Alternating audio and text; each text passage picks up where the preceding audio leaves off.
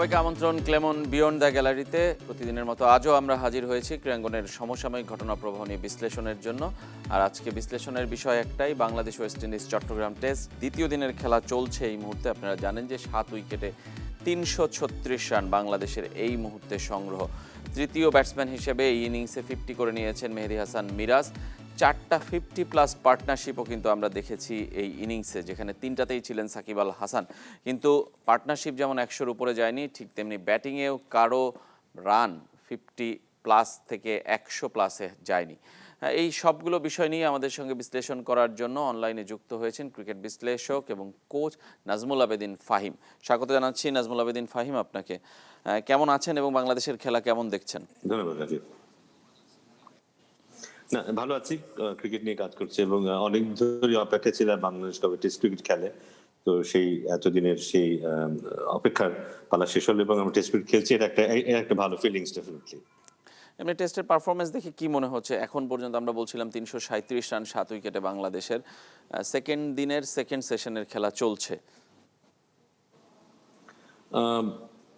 Overall যদি বলি যে হ্যাঁ, বাংলাদেশ এখন মোটামুটি একটা ভালো অবস্থায় আছে। ভালো অবস্থায় আছে এই কারণে যে যে উইকেটে খেলা হচ্ছে সেই উইকেটে ওয়েস্ট ইন্ডিজের জন্য বোলিং বা ব্যাটিং কোনোটাই সহজ না।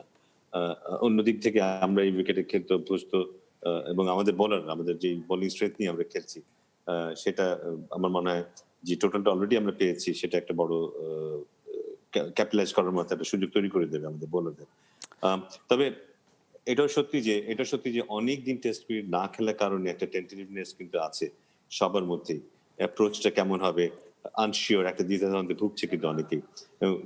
স্বাভাবিক ক্রিকেট হয়তো সবাই খেলতে পারছে না। কেউ এটা একটু কেন আপনার মনে বেশি হলো? মানে ডিফেন্সিভ হচ্ছে, কোন কেউ ব্যাট একটু বেশি কার? অফেন্সিভ হয়ে যাচ্ছে। না, জিনিসটা হচ্ছে যে অনেকদিন না খেলার কারণে যেটা হয়েছে যে যে ফোকাসটা, যেই কনফিডেন্সটা দরকার, যে কনফিডেন্সটা দরকার, কারণ লম্বা ফরম্যাটে স্কোর করার ব্যাপার একটা, আবার ছোট ফরম্যাটে স্কোর করার ব্যাপারটা অন্যরকম। আপনি যদি ছোট ফরম্যাটে ভালো রান করেনও, তার মানে এই না যে লম্বা ফরম্যাটে আপনাকে সেটা কনফিডেন্স দেবে। বিকজ এখানে বোলিং অ্যাটাকের ধরনটা অন্যরকম, এখানে ফিল্ডিং সাজানোর ব্যাপারটা অন্যরকম, এখানে বলাররা অনেক বেশি রিস্ক নিতে পারে যেটা ছোট ফরম্যাটে নিতে পারে না। সো এখানে ব্যাটসম্যানের যে মনোযোগের ব্যাপারটা, ট্যাকটিক্যাল যে ব্যাপারগুলো আছে, এখানে কিন্তু একেবারেই ভিন্ন। তো সেই জন্য বলছি যে প্রায় আমরা অনেকদিন ধরে এই ফরম্যাটে খেলা খেলিনি, এমনকি ডোমেস্টিক ক্রিকেটও আমরা লং ফরম্যাট খেলিনি। সো ওই টাচটা আমাদের না থাকার কারণে সবার মধ্যে একটা টেন্টেটিভনেস কিন্তু আছে। হ্যাঁ, সবাই কিন্তু সাবধানে খেলছে, সবাই কিন্তু চেষ্টা করছে, নিজের জায়গা থেকে সবাই কিন্তু চেষ্টা করছে। কিন্তু আমার মনে হয় যে একটা দুটো টেস্ট খেলার পরে আমরা আস্তে আস্তে আরো বেটার খেলতে পারবো, চিন্তা হতে পারবো। কারণ ওভার দি ইয়ার্স আমরা কিন্তু ইমপ্রুভ করেছি। সেই ইমপ্রুভমেন্টের দেখানোর সুযোগ বোধহয় আরো 2-1টা টেস্ট খেললে তারপর আমরা আরো বেটার ভাবে দেখাতে পারবো।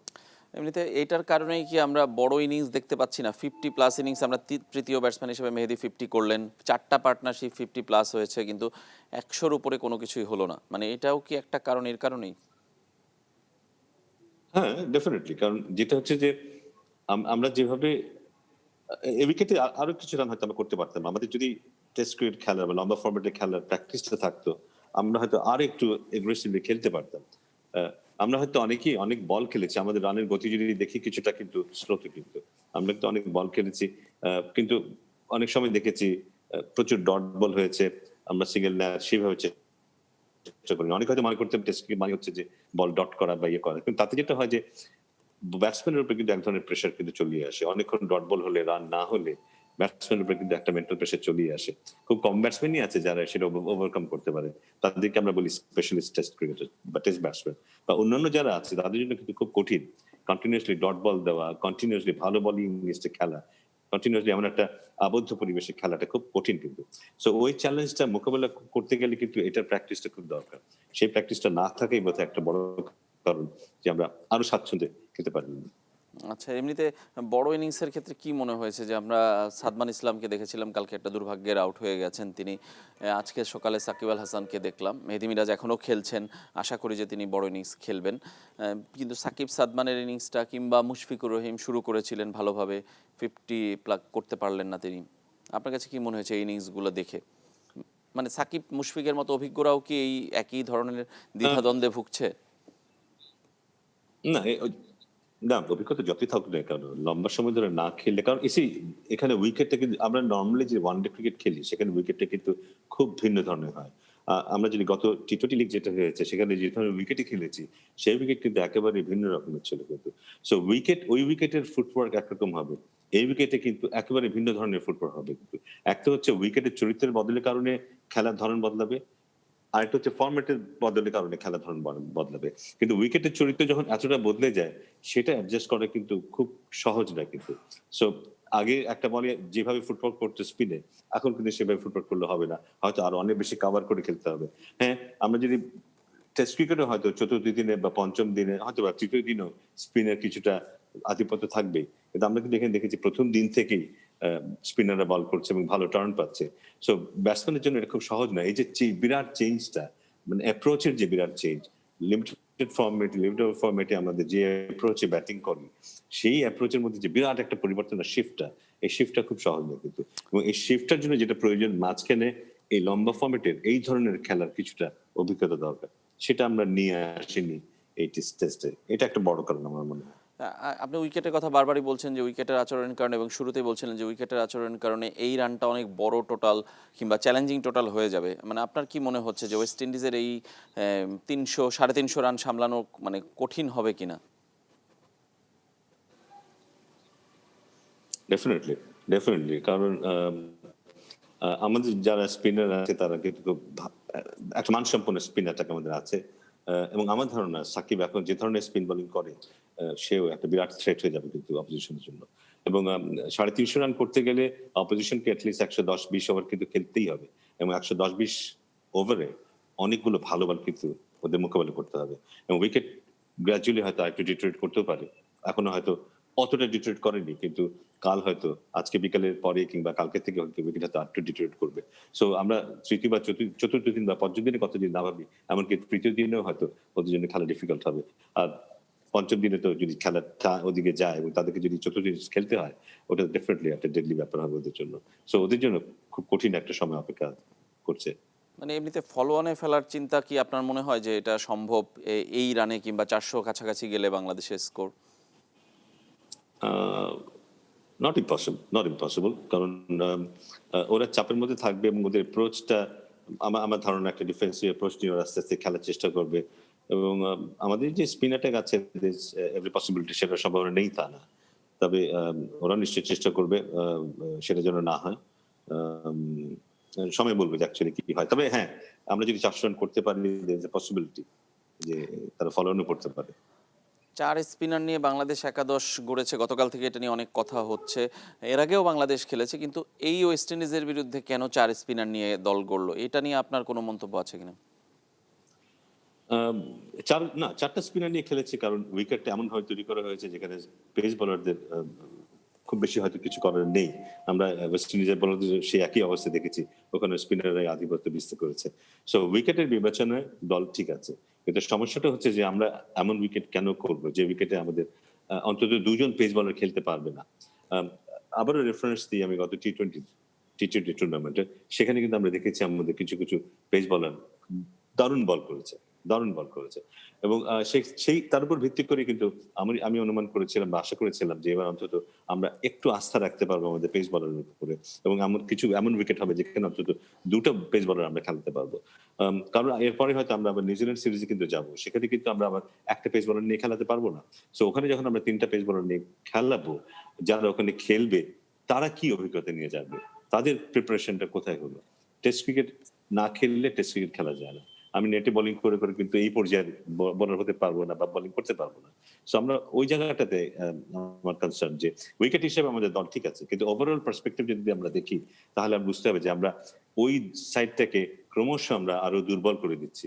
আমরা এমন একটা মেসেজ দিচ্ছি যে ভবিষ্যতে কেউ হয়তো পেস বোলার হইতে চাইবে না বা টেস্ট ক্রিকেটের জন্য নিজেকে তৈরি করার চেষ্টা করবে না। সবাই হয়তো নিজেকে ছোট ফরম্যাটের জন্য তৈরি করবে, যেখানে হয়তো যেটা বেশি লাভজনক হবে এবং কম কষ্টে। টেস্ট ক্রিকেট বোলার হওয়াটা খুবই পরিশ্রমের ব্যাপার এবং রিটার্নটা কিন্তু অনেক কম। কিন্তু আপনি হয়তো আপনার প্যাশনের কারণে হয়তো টেস্ট ক্রিকেটের একটা বোলার হতে চান আপনি, কিন্তু ভবিষ্যতে হয়তো আপনি সেদিকে আগ্রহটা থাকবে না বা আগ্রহটা হারিয়ে ফেলবেন। মানে ওয়ানডেতেও তো আমরা ৩ পেসার নিয়ে খেলেছি। এই ওয়েস্ট ইন্ডিজের বিপক্ষে এরকম টাইপের উইকেটেই মানে আরো নেগেটিভ অ্যাপ্রোচ কেন আমরা করছি তাহলে?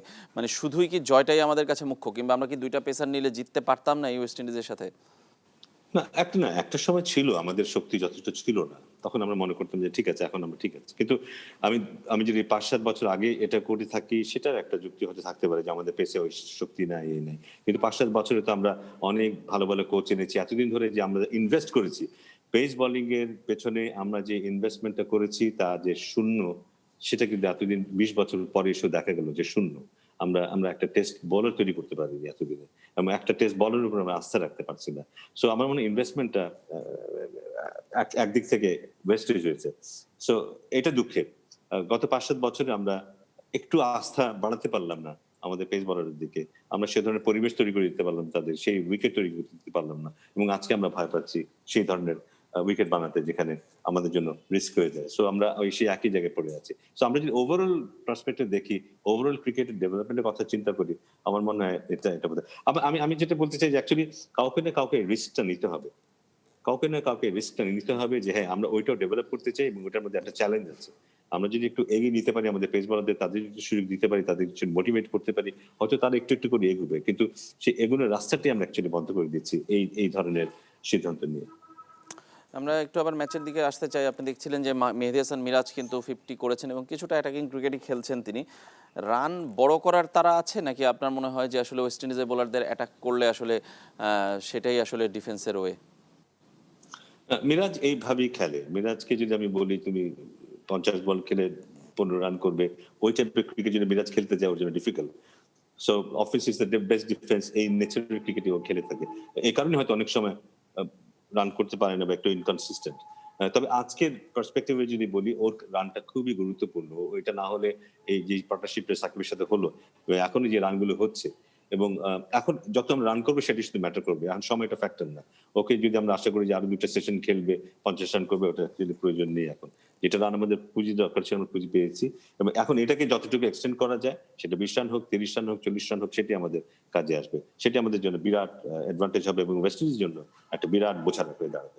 এবং তাইজুলও ব্যাট করতে পারেন, নাইম এর পরে আসবেন, তিনিও কিন্তু ব্যাট করতে পারেন কিছুটা। আমরা জানি যে বাংলাদেশের ব্যাটিং লাইনটা আসলে ওই অর্থে অনেক দীর্ঘ।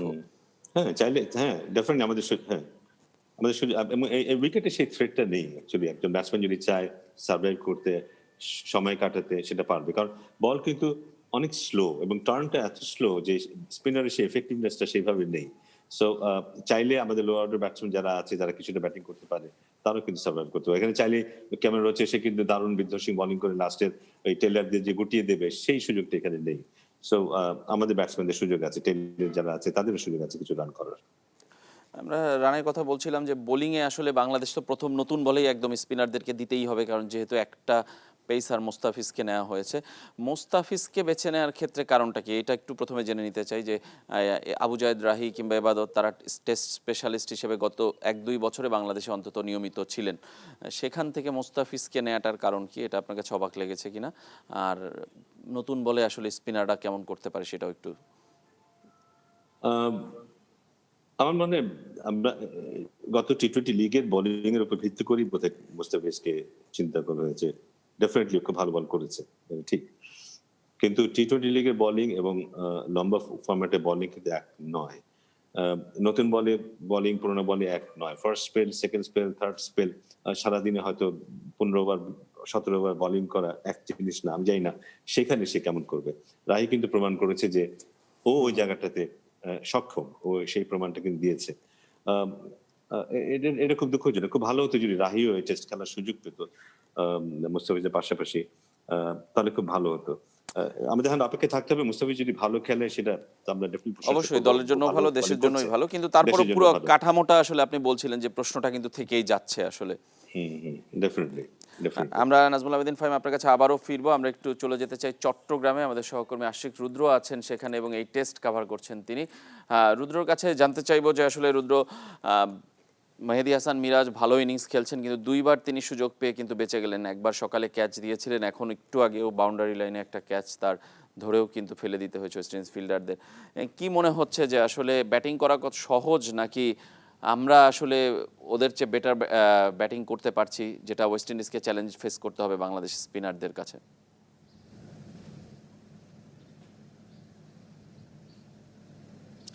অবশ্যই রেজওয়ান, দ্বিতীয় দিনে কিন্তু উইকেট প্রথম দিনের তুলনায় বলবো যে ব্যাটসম্যানদের জন্য বেশি আরও ব্যাটসম্যানদের ফরে যাচ্ছে, যেহেতু উইকেট এখনো কিন্তু সেভাবে ভাঙেনি যে স্পিনাররা অনেক বেশি টার্ন পাচ্ছে, ব্যাপারটা কিন্তু এরকমও না। মেহেদী হাসান মিরাজের কথা যেটা বলছিলেন যে ক্যারিয়ার তৃতীয় হাফ সেঞ্চুরি তুলে নিয়েছেন, এখন পর্যন্ত তিনি উইকেটে টিকে আছেন। এখন এই মিরাজ এবং তাইজুল এই ইনিংসটাকে যতটা বাংলাদেশের স্কোরটাকে আসলে যতটা বড় করতে পারেন, যতটা লম্বা করতে পারেন, এটাই কিন্তু আসলে লক্ষ্য থাকবে। 350 মতো রান হয়ে গেছে বাংলাদেশের প্রায়, এটাকে আসলে আরও যতটা লম্বা করা যায়, 400-র দিকে যদি নিয়ে যাওয়া যায়। মেহেদী হাসান মিরাজ অবশ্যই হাফ সেঞ্চুরি করেছেন, আমরা দেখেছি যে সাকিব আল হাসান, সাদমান ইসলাম এরাও 50 তুলে নিয়েছেন, কিন্তু ইনিংসটাকে কিন্তু দীর্ঘায়িত করতে পারেনি। মিরাজের সামনে কিন্তু একটা সুযোগ যে নিজের ব্যাটসম্যান হিসেবে আসলে নিজেকে প্রমাণ করার। আরেকটা ব্যাপার বলতে চাই যে কর্নওয়ালের কথা যদি বলতে চাই যে গত গত প্রথম দিন কিন্তু সে একটি উইকেটও পায়নি। আজকে কিন্তু আসলে বোলিংয়ে এসে সবচেয়ে মূল্যবান উইকেট সাকিব আল হাসানের উইকেটটা কিন্তু তিনি তুলে নিয়েছেন। রেজওয়ান, আরেকটা জিনিস জানতে চাই যে মানে আপনি বলছিলেন যে ব্যাটিং করা ইজিয়ার হচ্ছে সেকেন্ড ডেতে, আপনার মনে হচ্ছে ওয়েস্ট ইন্ডিজ তো আজকেই হয়তো ব্যাটিংয়ে নামবে, আমরা মনে করছি যেরকমভাবে খেলা এগোচ্ছে, যখনই নামুক কিংবা কালকে সকালে ব্যাটিং কি এই ধারাবাহিকতা থাকবে নাকি বাংলাদেশের স্পিনাররাই আসলে ডমিনেট করবে?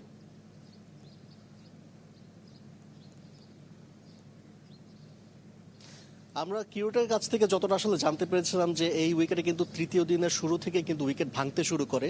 তবে আমরা এর আগেও আগের টেস্টগুলো যদি দেখি যে দ্বিতীয় দিনের একেবারে শেষ বিকেলের দিকে কিন্তু উইকেট কিছুটা ভাঙে, সেই ক্ষেত্রে হয়তোবা ওই সময়টা যদি ওয়েস্ট ইন্ডিজের ব্যাটসম্যানরা যদি ব্যাটিং করে তাহলে কিন্তু বাংলাদেশের স্পিনারদেরকে ফেস করতে কিন্তু বেশ বেগ পেতে হবে ক্যারিবিয়ান ব্যাটসম্যানদের। কারণ আমরা জানি যে বাংলাদেশে যে 4 জন স্পিনার আছে, বিশেষ করে নাইম হাসান, মেহেদী হাসান মিরাজ এবং সাকিব আল হাসানের বল কিন্তু যথেষ্ট টার্ন করে আমরা জানি। তো এখান থেকে হয়তোবা একটা এক্সট্রা বাউন্স পাবে, কখনো হয়তোবা বলটা লো হয়ে যাবে। এই ক্ষেত্রে আমার কাছে যেটা মনে হচ্ছে যে এখন পর্যন্ত হয়তোবা ব্যাটসম্যানরা বেশ ভালোভাবেই খেলতে পারছেন এই উইকেটে। তবে শেষ বিকেলের দিকে হয়তোবা স্পিনাররা বাড়তি সুবিধা পেতে পারেন। ধন্যবাদ আপনাকে রুদ্র, আমাদের সঙ্গে যোগ দেওয়ার জন্য। আশিক রুদ্র যোগ দিয়েছিলেন চট্টগ্রাম থেকে। আমরা বাংলাদেশ ওয়েস্ট ইন্ডিজ চট্টগ্রাম টেস্টের দ্বিতীয় দিন নিয়ে আরও কথা বলবো। একটা ছোট্ট বিরতি নিতে হচ্ছে ক্লেমন বিয়ন্ড দ্য গ্যালারিতে। ফিরবো একটু পরেই, সঙ্গেই থাকবেন।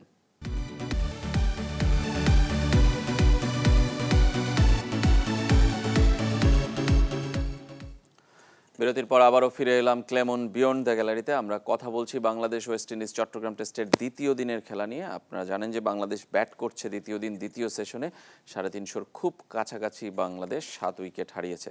আর আমাদের সঙ্গে আজকের অনুষ্ঠানে অনলাইনে যোগ দিয়েছেন নাজমুল আবেদিন ফাহিম, ক্রিকেট বিশ্লেষক। আর দর্শক, আপনারাও চাইলে অংশ নিতে পারেন, আমাদের সঙ্গে স্ক্রিনে দেখানো নম্বরগুলোতে ফোন করতে পারেন। বিরতির আগে ফাহিম ভাই আমরা কথা বলছিলাম যে প্রথম টেস্টের পারফরমেন্স কোন দিকে যাচ্ছে, গতিপথ একটু বলে রাখি যে আপনি শুরুতে বলছিলেন যে সাকিব এখন যেমন স্পিন করেন তাতে সাকিব ভয়ঙ্কর হতে পারে ওয়েস্ট ইন্ডিজের। বাংলাদেশের স্পিনারদের সবার ক্ষেত্রে আমরা ভাবছি যে ভয়ঙ্কর হতে পারে, কিন্তু সাকিবের ক্ষেত্রে আপনার কেন আলাদা মনে হয়েছে, কিংবা সাকিব কি তার বোলিংয়ে কোনো চেঞ্জ এনেছে কিনা যেটা আপনাকে মনে হয়েছে যে ভয়ঙ্কর হতে আরো বেশি সাহায্য করবে? আপনি যদি লক্ষ্য করেন টি-20 লিগে ওর বলের দিকে যদি খেয়াল করে দেখেন, এখন স্লো বল করে, বলে ফ্লাইট আছে, বলে বাউন্স আছে। এটা সবচেয়ে বড় জিনিস। আগে যেটা ছিল ফ্ল্যাট বল করতে, অ্যাঙ্গুলার ডেলিভারি করতে, একটু জোরের উপর বল করতো, কিছু কিছু বল একটু টার্ন করতে এবং কিছু কিছু বল সোজা যেতে উঠেছিল। বাট এখন যে বাউন্সটা সে পাচ্ছে এবং বেশি টার্ন পাচ্ছে, এটা তার স্ট্রেটার ডেলিভারিটাকে আরো বেশি এফেক্টিভ করবে। এবং ও ভীষণ স্মার্ট বলার। ওর যেহেতু ওর অস্ত্র আরো আরো শার্প হয়েছে এখন, সেই স্মার্টনেসটাকে দারুণভাবে কাজে লাগাবে। এবং ও ও ও বোধহয় ওয়ান অফ দোজ বলার যে বুঝতে পারে যে ব্যাটসম্যান কি ভাবছে এবং ব্যাটসম্যান কি করতে যাচ্ছে, এই জিনিসটা কিন্তু খুব ভালোভাবে বুঝতে পারে। ম্যাক্সিমাম বলার যেটা হয় যে ওরা ভালো জায়গায় বল করতে চায়, ভালো বল করতে চায়, এটুকুর মধ্যে কিন্তু ওদের ওদের চিন্তার মধ্যে ব্যাটসম্যান থাকে না। কিন্তু সাকিবের চিন্তার মধ্যে কিন্তু ব্যাটসম্যান থাকে। ব্যাটসম্যান কি করবে এটা সে ভালোভাবে আজ করতে পারে এবং সেটার উপর ভিত্তি করে বল করে। আমার মনে হয় তার স্কিলে কিছুটা ডেভেলপমেন্ট এসছে, সেটা আমরা দেখতে পাবো যখন বোলিং করবে। ওয়ানডে এবং সিরিজেও আমরা দেখেছি তার আর্মারগুলো খুব বেশি এফেক্টিভ ছিল।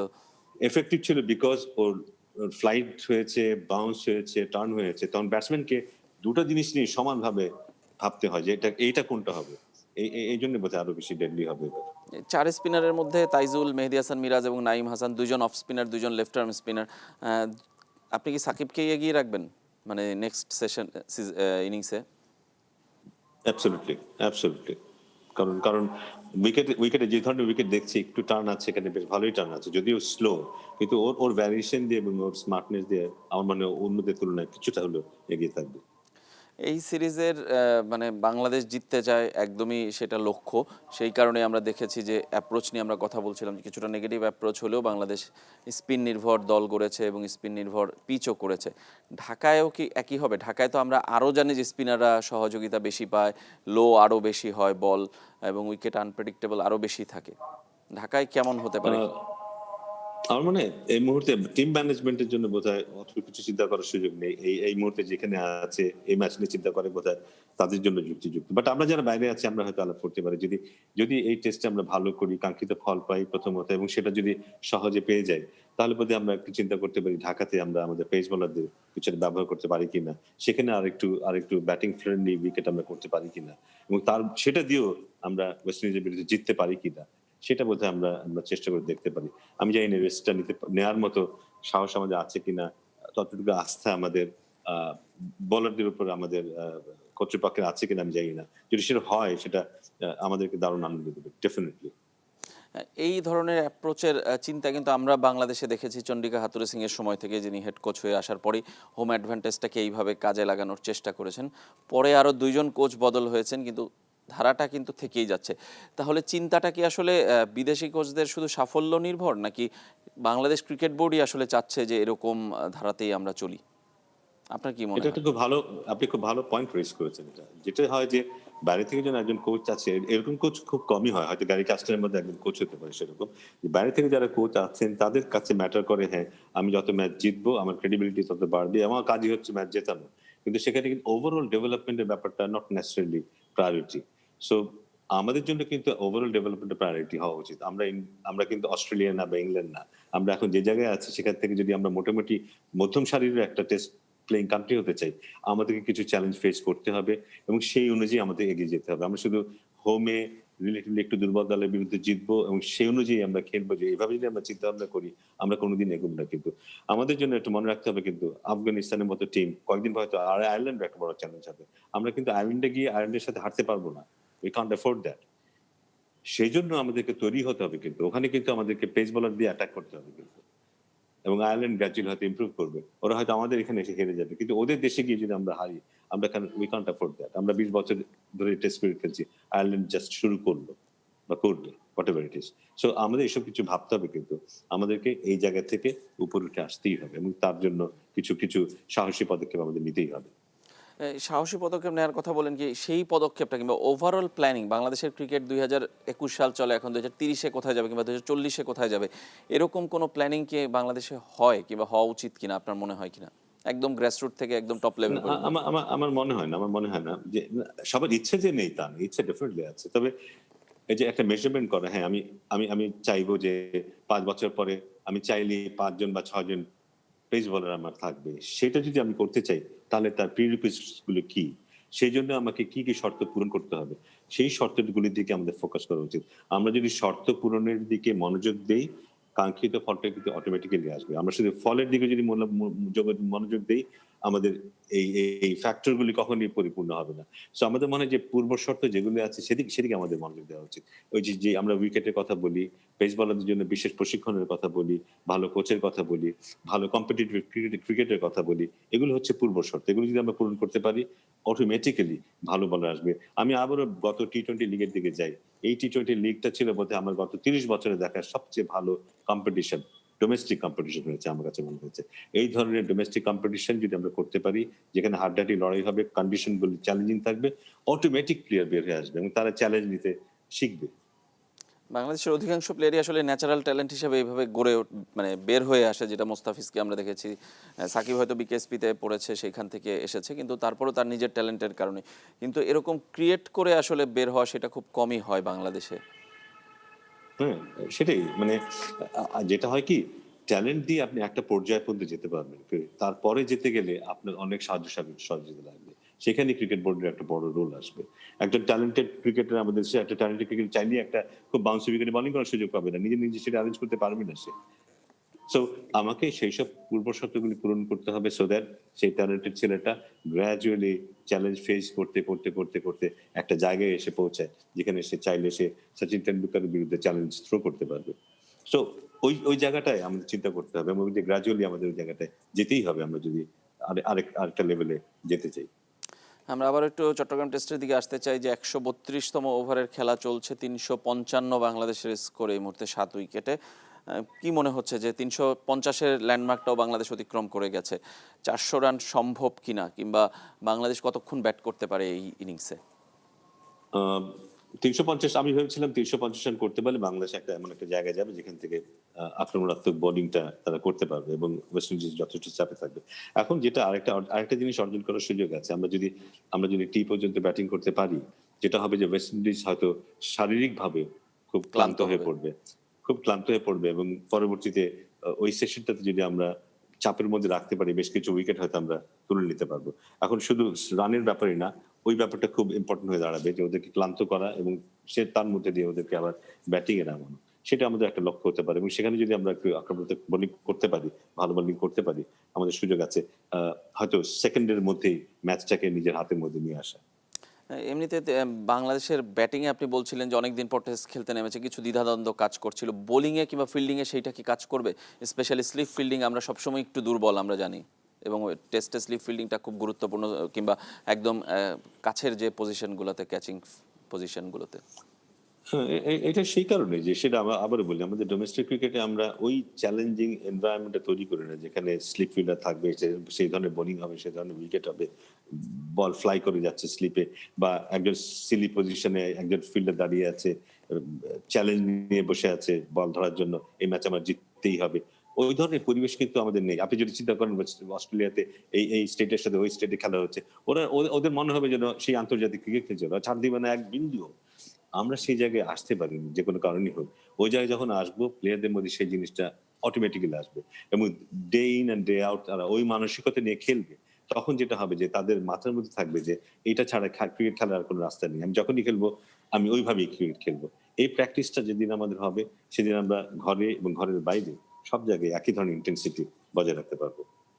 কিন্তু সঙ্গে তো কিছুটা ফ্যাক্টরও আছে যে আমাদের উইকেট কন্ডিশন, এগুলোর ডিফারেন্স তো কিছুটা থেকেই যাবে সবসময়। না, সেটা থাকবে। আপনি যদি ইন্ডিয়ার দিকে তাকান, ইন্ডিয়া কিন্তু এখনো উইকেটে বিরাট পরিবর্তন এসেছে কিন্তু। তাদের উইকেটে যথেষ্ট বাউন্স আছে, তাদের উইকেট অনেকদিন টেকে ঘাস আছে, বিভিন্ন ধরনের উইকেট আছে তাদের এবং তারা সেভাবে তার অ্যাডভান্টেজ নিচ্ছে। এবং ইন্ডিয়া যদি পারে, আমরা কিন্তু পারতে পারি। There's nothing, it's no rocket science. So আমার বোধহয় একটা চেষ্টা করতে হবে। আমরা তো এখনো ভালো টেরিটরি তৈরি করতে পারলাম না দেশে। হয়তো আছে, তাদের হয়তো কাজেরও সুযোগ নেই। আমরা ওইসব জায়গায় খুব বেশি চিন্তাও করছি না। আমার মনে হয় এইসব জায়গায় চিন্তা করতে হবে। বাই দিস টাইম আমরা ২০ বছর হয়ে গেছে। ২০ বছরে কিছু হিউম্যান রিসোর্স ডেভেলপমেন্ট আমরা করতে পারতাম। নিজস্ব কিছু মানুষ তো আমরা তৈরি করতে পারতাম যারা ভেতরটা দেখবে। আমরা সেটাও করতে পারিনি। So আমার মনে হয় আর বেশি দেরি করার কোনো কারণ নেই। ধন্যবাদ আপনাকে নাজমুল আবেদীন ফাহিম। আমাদেরও আসলে দেরি করার সুযোগ নেই, কারণ আমাদের অনুষ্ঠান শেষ করতে হবে। আপনাকে অনেক ধন্যবাদ আপনার বিশ্লেষণের জন্য। এবং নাজমুল আবেদীন ফাহিমের কাছ থেকে আমরা এই টেস্ট নিয়ে তো কথা বললাম, দেশের ক্রিকেটের ভবিষ্যতের একটা ধারণাও কিন্তু আমরা পেয়ে গেলাম। সবাই ভালো থাকবেন, আবার দেখা হবে, সুস্থ থাকবেন।